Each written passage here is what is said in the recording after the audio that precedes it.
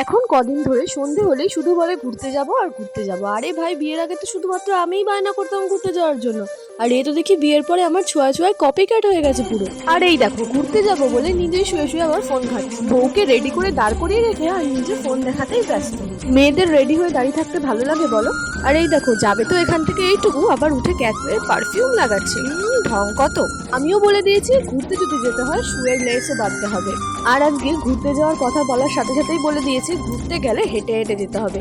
এই তো নিয়ে যাবে এখান থেকে এইটুকু, আবার সবসময় গাড়ি। যাই হোক, হাঁটতে হাঁটতে প্রথমেই আমাদের বাজারে একটা মোবাইলের দোকানে আসলাম ফোনের গ্লাসটা পাল্টানোর জন্য। গ্লাস পাল্টিয়েই চলে গেলাম হচ্ছে মিষ্টির দোকানে। তাদের জন্য মিষ্টি, মায়ের জন্য দই কিনে চলে আসলাম ফুচকার দোকানে। আর এই ফুচকার দোকানটা বিয়ের আগে আমরা প্রচুর আসতাম এই দোকানটাতে, যখন আমরা প্রেম করতাম সেই সময়ের ফুচকার দোকানে। প্রত্যেক দিন ওর সাথে দেখা করে ঘুরে বাড়ি যাওয়ার সময় এই দোকান থেকে ডেইলি ফুচকা খেতাম। আর এই কাকিমা প্রচন্ড ভালোবাসে আমাদের। যাই হোক, আজকের ভিডিওটা এইটুকুই, দেখা হচ্ছে নেক্সট ভিডিওতে। বাই।